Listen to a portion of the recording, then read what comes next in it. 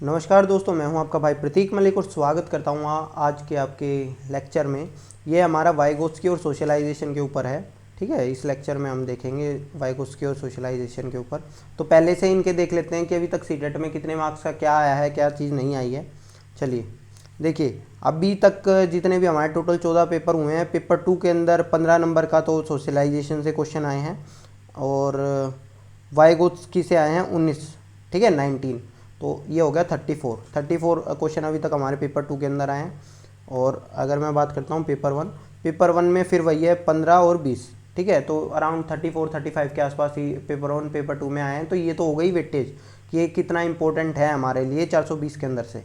ठीक है, तो चलिए थोड़ा सा बात करते हैं वाइगोत्स्की। ये दोनों चीज़ें आज के वीडियो में हम कवर करेंगे। हाँ, एक चीज़ और इम्पोर्टेंट आपको बताना चाहूँगा कि अभी तक हमने आपको फ्री नोट्स प्रोवाइड किए हैं। आई होप आप सबको पसंद आए होंगे। अब भाई अगर आपको नोट्स चाहिए तो आपको जो नंबर नोट्स में दिया हुआ है उस पर आप मैसेज करिएगा।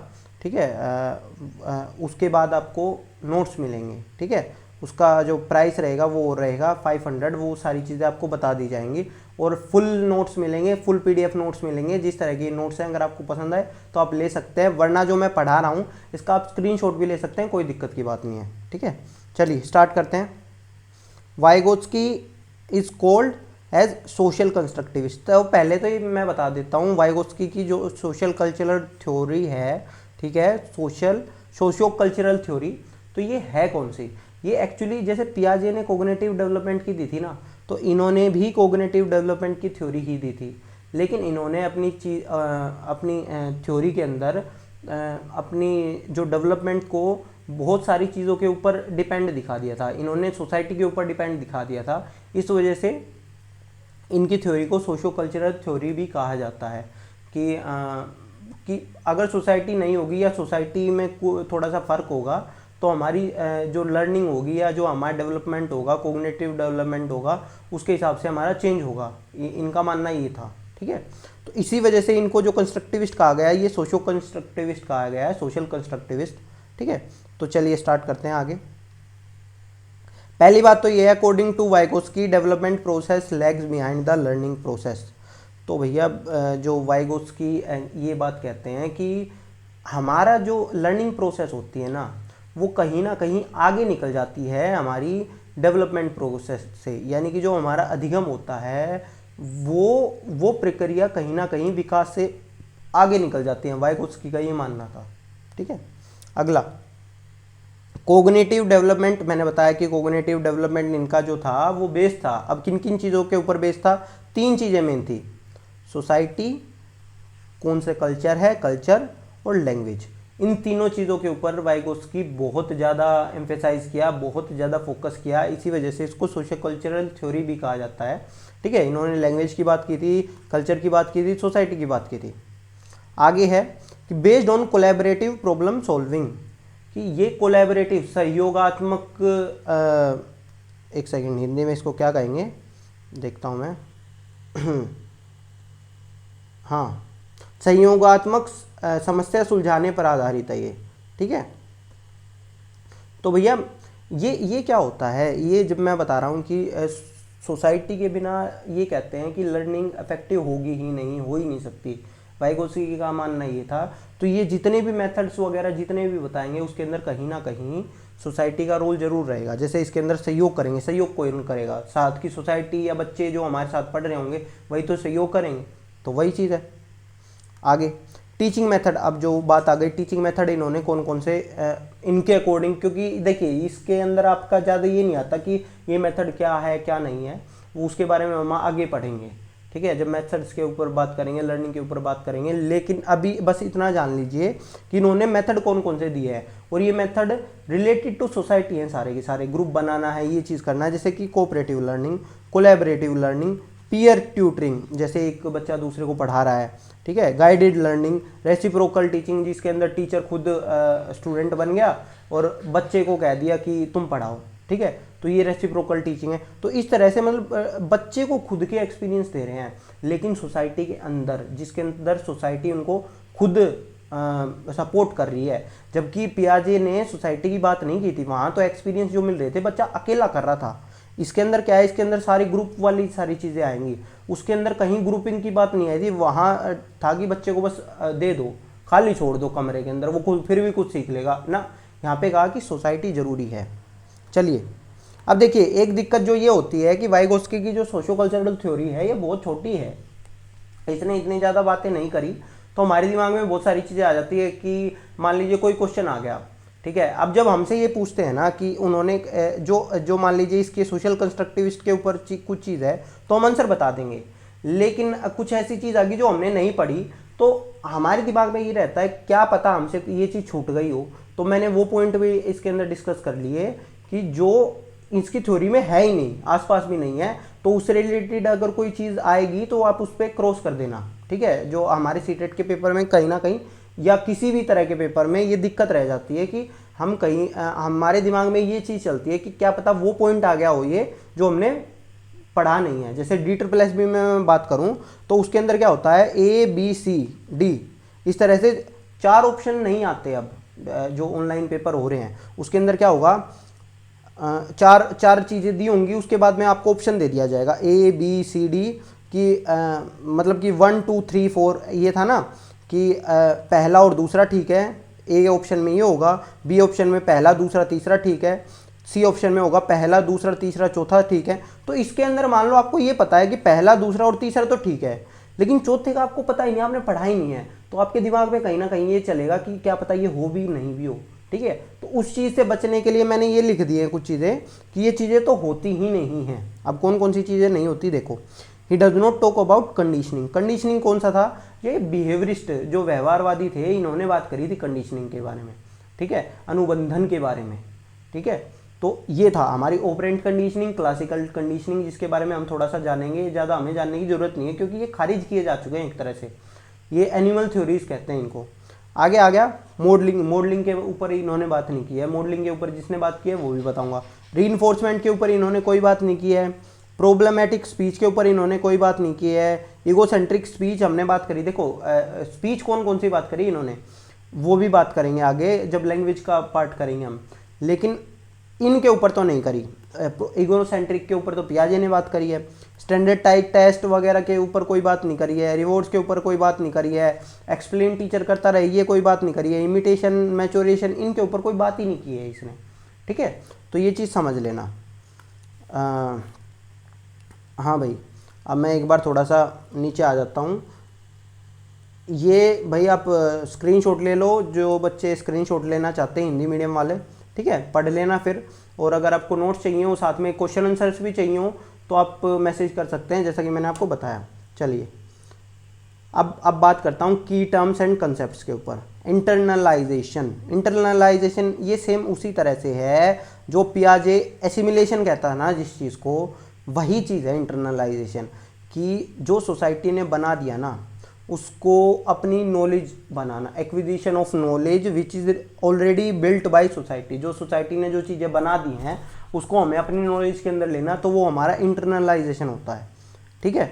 जो पियाजे में एसिमिलेशन हम पढ़ चुके हैं, ठीक है, कि हमारा एक कंसेप्ट है दिमाग के अंदर, उसी के अंदर हम फिट बैठा रहे हैं उस चीज़ को। चलिए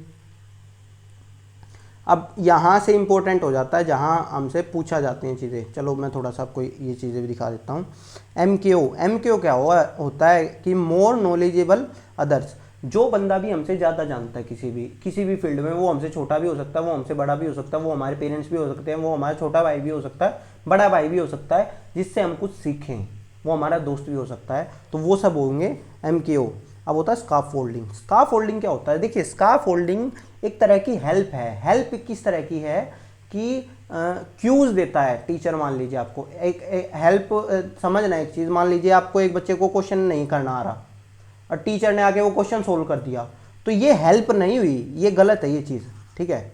लेकिन टीचर ने अगर कोई फॉर्मूला बता दिया कि ये फॉर्मूला लगा के देखो, तो वो हेल्प है, तो वो स्काफ फोल्डिंग है। समझ आ गया। किसी भी तरह की हेल्प जो हमारे कोग्निटिव डेवलपमेंट में, हमारे लर्निंग में हमारे ये इंपॉर्टेंट है, तो वो सारी चीज़ें हमारी स्काफ फोल्डिंग है, ठीक है।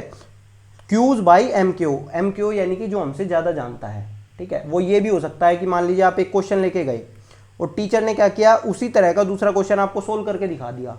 तो इससे आपकी एक हेल्प हो गई, आपको एक हिंट मिल गया। तो जो भी हिंट मिलते हैं आपको, जो क्यूज मिलते हैं, ठीक है, जो इशारे मिलते हैं, ये सारी चीज़ें आपकी हेल्प होती है।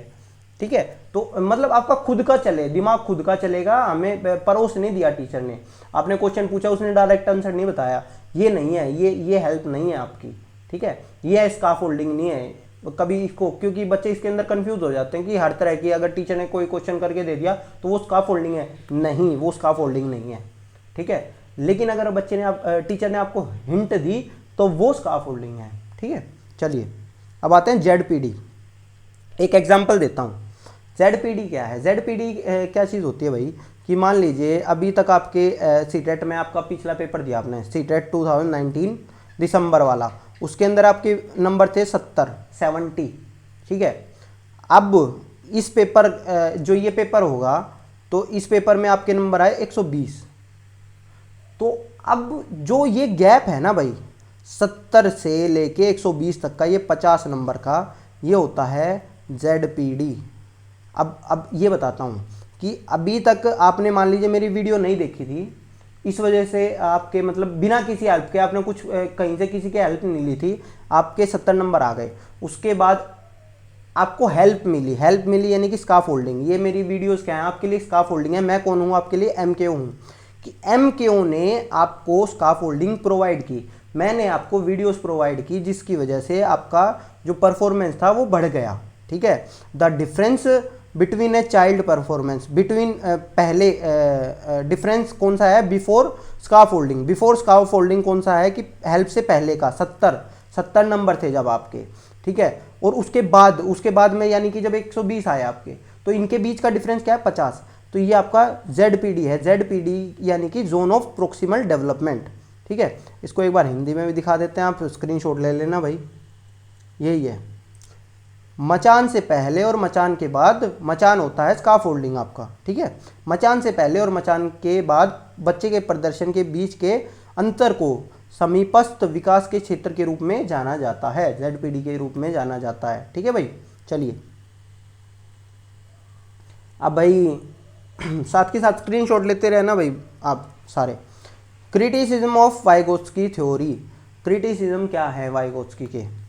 नो स्टेज वाइज, इन्होंने कोई स्टेज नहीं दी है तो ये क्रिटिसिज्म दे दिया। देखिए लोगों को बस कमियां निकालनी होती है। जबकि पियाजे ने और कोलबर्ग ने स्टेजेस दी तो वहाँ से कुछ लोग खड़े हो गए कि इन्होंने स्टेज क्यों दे दी। और जब इन्होंने स्टेज नहीं दी तो इसके में कह दिया कि स्टेज नहीं दी। तो वही बात है, किसी चीज़ का पॉजिटिव भी होता है, किसी का नेगेटिव भी होता है, बस पकड़ लेते हैं। उसके बाद में बात की गई है कि इन्होंने हेरिडिटी को इग्नोर किया है, कि इन्होंने हेरिडिटी को नल एंड वॉइड कर दिया, कि हेरिडिटी की कोई वैल्यू ही नहीं होती, बच्चा सोसाइटी से सीख लेगा चीज़ें। ठीक है, हेरिडिटी की यानी कि अनुवांशिकता। ठीक है, फिर है impact of social emotional relation on learning are ignored. Social emotional relationship होते हैं ना, कि मान लीजिए मेरा और मेरे टीचर का या मेरा और आपका जो रिलेशन है वो सोशो इमोशनल किस तरह का है, वो इम्पैक्ट हमने वही कर दिया। बस ये देखा कि मैं आपको कितना पढ़ा सकता हूँ या कितनी आपको हेल्प कर सकता हूँ, लेकिन ये नहीं देखा कि हमारे बीच में एक इमोशनल कनेक्शन भी है। ठीक है, तो वो इमोशनल कनेक्शन को इसने पूरी तरह से इग्नोर किया है। ठीक है दोस्तों, चलिए अब ये तो यहाँ तक हो गया था भैया हमारा ये वाइगोत्स्की पूरा। ठीक है, वाइगोत्स्की का जो संज्ञानात्मक विकास है उसकी थ्योरी हमारी पूरी हो चुकी है। अब हम बात करते हैं सोशलाइजेशन के ऊपर। सोशलाइजेशन है क्या? सोशलाइजेशन समाजीकरण है क्या? समाजीकरण वो है जिसके अंदर हम अपने आप को सोशल एनवायरनमेंट में, सामाजिक वातावरण के अंदर एडेप्ट कर लेते हैं।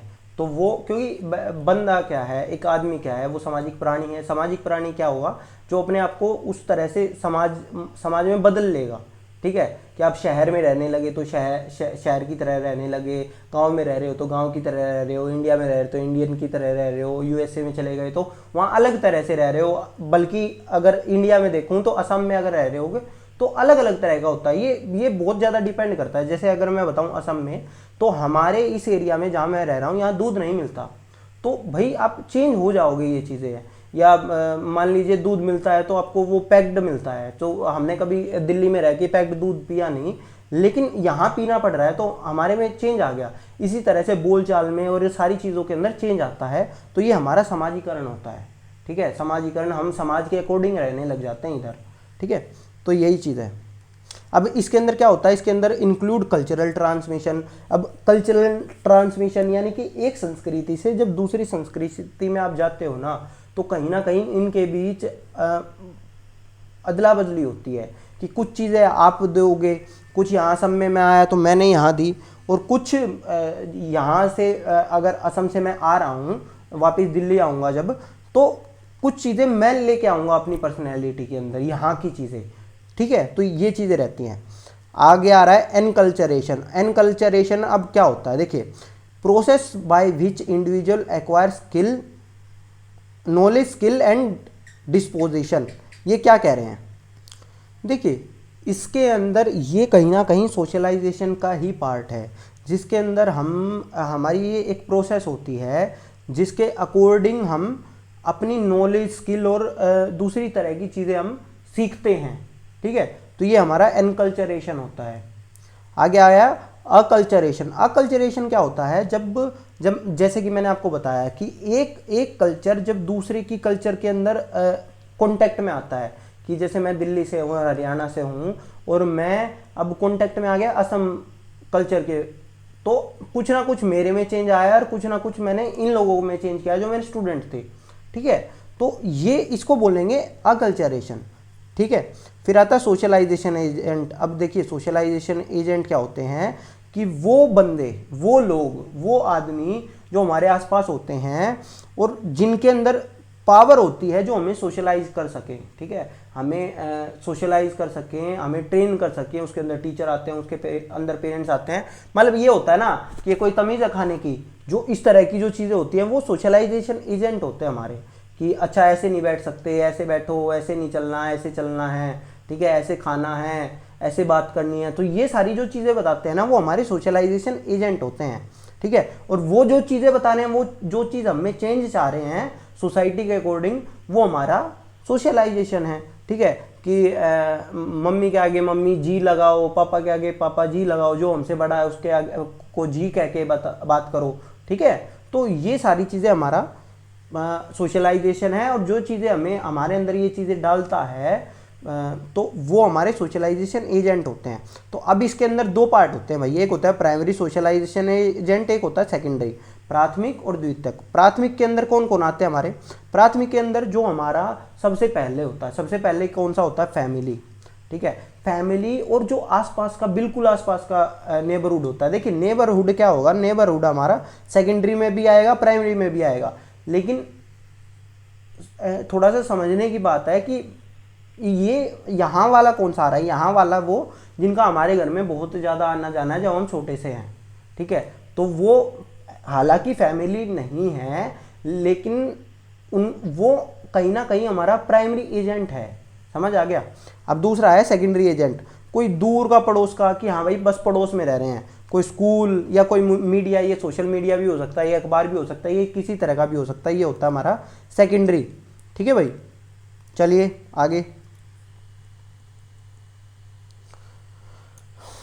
अब बात करते हैं, देखिए अब एक होता है पैसिव और एक होता है एक्टिव। कुछ एजेंसीज होती हैं, यहाँ पे हमने एजेंट्स की बात करी थी, अब एजेंसीज की बात करते हैं। एजेंसीज मतलब कि जहाँ कोई ऐसे इंस्टीट्यूशन जहाँ पे हमारा होता है सोशलाइजेशन होता है, तो एक जैसे लाइब्रेरी जिसके अंदर हमें कोई कुछ बताता नहीं है।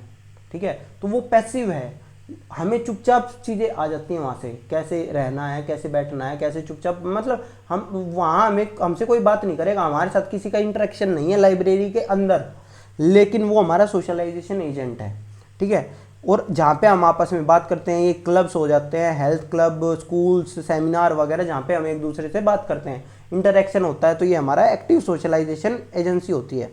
ठीक है, चलिए दोस्तों, आई होप आपको ये वीडियो पसंद आया होगा। अगर ये वीडियो पसंद आया तो इस वीडियो को लाइक कर दें, हमारे चैनल को सब्सक्राइब कर ले, और टेलीग्राम को ज़रूर ज्वाइन कर ले। वीडियो के नोटिफिकेशन आपको मिलते रहेंगे। देख लीजिए, ये स्क्रीनशॉट ले लें भाई। धन्यवाद दोस्तों, मैं था आपका भाई प्रतीक मलिक और आप देख रहे थे 15 डेज क्रैश कोर्स।